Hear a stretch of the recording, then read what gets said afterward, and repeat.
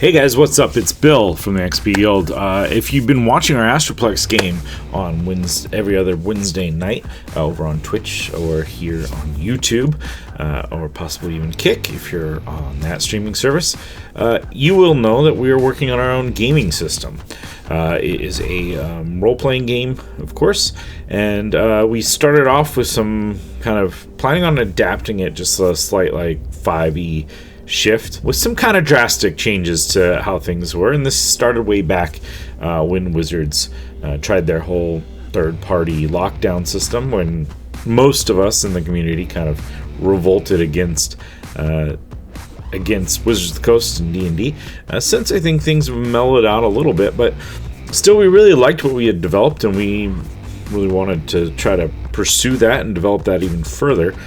The plan is, hopefully, at some point to be able to release this to the wide public, and so I thought, and Dave thought, that a series of videos that could kind of help you understand how the game is played, perhaps what is different between it and 5e, would be very helpful for you.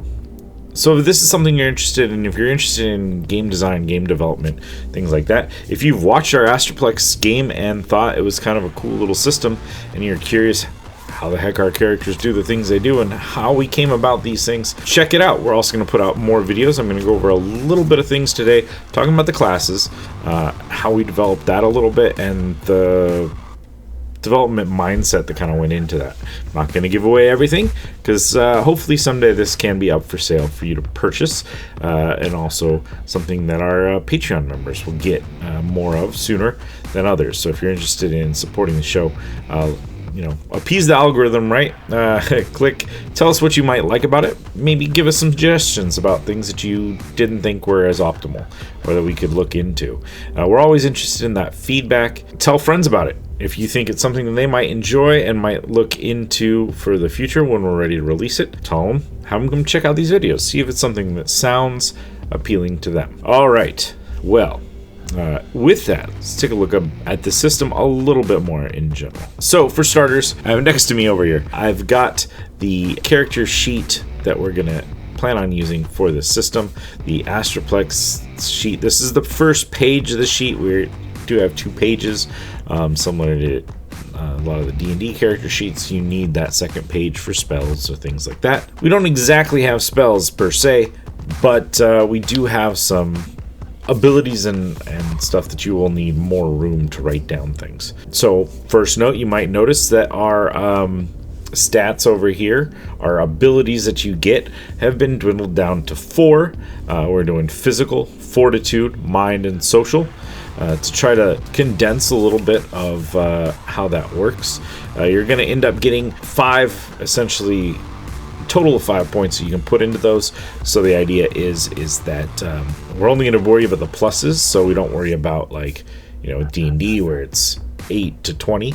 We're going to kind of look at a minus like 2 to a plus, a certain number depending on which powers you end up taking. You can go higher than the plus 5 that like a D&D would, but that is kind of like our base cap that we're aiming for, having been kind of developed a little bit after the 5e system, at least for the initial impetus of how this works. We've reshuffled some of the skills to try to give a little bit more skill love to some of the various attributes, and renamed a few of them. Of course, we took our deception and persuasion and we put that into a presence role.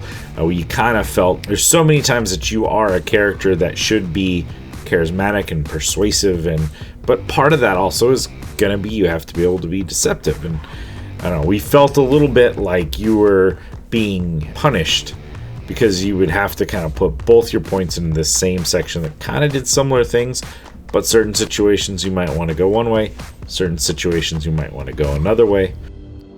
We came up with a couple other, system specific skills and such, like streets. It's kind of like a knowledge of, the streets of the underworld, of anything like that sort of thing that would fall in. But we put it into social because this is more like you knowing people, you knowing the right people to get that information or to know things about things. So anyways, this is an all in-depth thing about our character sheet. Today we are more looking to talk about our classes. So let's go take a look at that. So we've made similar classes to a certain point. However, in our system, there is no magic per se. There is powers, so it's kind of like a superpower-esque sci-fi. Dave says it's like steampunk meets Batman Beyond sort of a thing. But these are our base classes. We've got academic. They're the knowledge-based, kind of similar to like what a wizard would be if they didn't have powers. Like they know things, they've gone to school.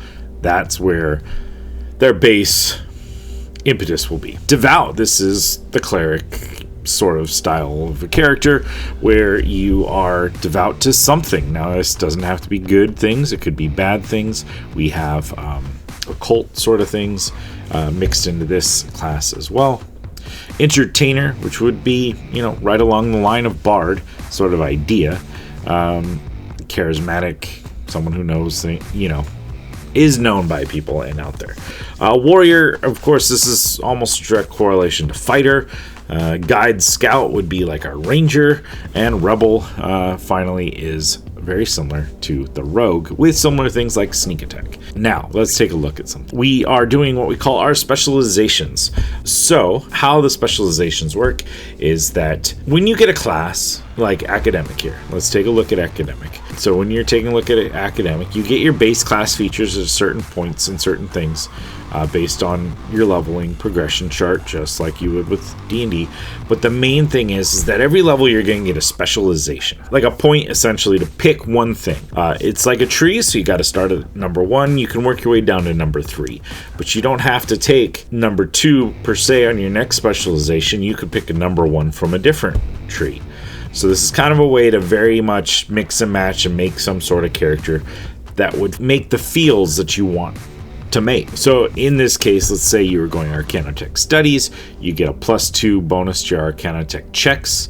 So that would go on your character sheet in that skill for Arcanotech, just a straight +2. Your studies allow you to ascertain the use of most Arcanotech you come across. It's like identifying our magic items in this game, which is Arcanotech. So you kind of get a good idea of what it does without having to go to someone and do it. Or, even if you rolled bad on your Arcana check, you're kind of very good at being able to look at it and figure that out. So basically, we give you identify, because if you're given enough time with an item, at least 10 minutes, you can discern the use and operating mechanics of any Arcanotech you come across.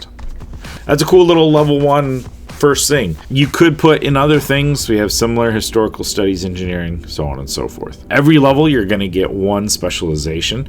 On your 3rd level, in fact, we can see up here, as best as these kind of digital representations of our graphs on this playtest material is, you get these things called versatile specialization points. So this is our solution to multi-classing. So it's essentially about every 3 levels. I guess we jump around a little bit because you skip 1 to get to 10th for a versatile. This allows you to pick one of your specializations from a different class altogether. So let's say you started at academic, you took your 2, let's say, in Arcanotech Studies, and then comes the 3rd, you get a specialization, like a versatile specialization. I'm going to scroll down because let's go to, I think, Warrior. Let's go to Warrior. So here's our Warrior, and then you can look at the different things. So now you start as an academic, but let's say you wanted a little bit more ability to fight, then you could definitely look at various things. You could pick up an unarmored defense. You could pick up a grappling, if for some reason your academic is good at that. You could say, I want to be a leader. This is actually one that I am playing in the game. My character in our Wednesday game is a leader. So you could say, I want to be able to help out my allies. And so then 3rd level, you take this as your versatile specialization point, and now that tree is now able to be followed when you get a normal specialization point in your class. Therefore, at level 4, you could either put 1 more back into a regular academic or go to the 2nd one here on your leadership tree. So this is what we feel is a very interesting and very dynamic way of creating characters that really the possibilities are numerous. You can mix and match these different trees from all the classes to make the character that fits what you want to do. So that's it, guys. I just wanted to do a really quick, I don't want to go a super deep dive into everything just yet. These are going to be like quick little, how does this game play? What are they doing? How do they come about these things sort of videos that we're going to put up from time to time. If you're interested in learning more about this, check out our social medias.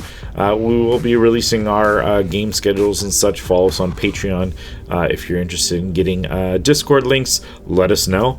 We are always happy to have viewers, our watchers as we call them, and our possible potential future players join us on our Discord. We eventually may have a separate Patreon section of that if and when we have enough Patreon members that so desire. So guys, thanks for watching, thanks for viewing. Tune in for our Astroplex games every other Wednesday night on Twitch, YouTube, and Kick.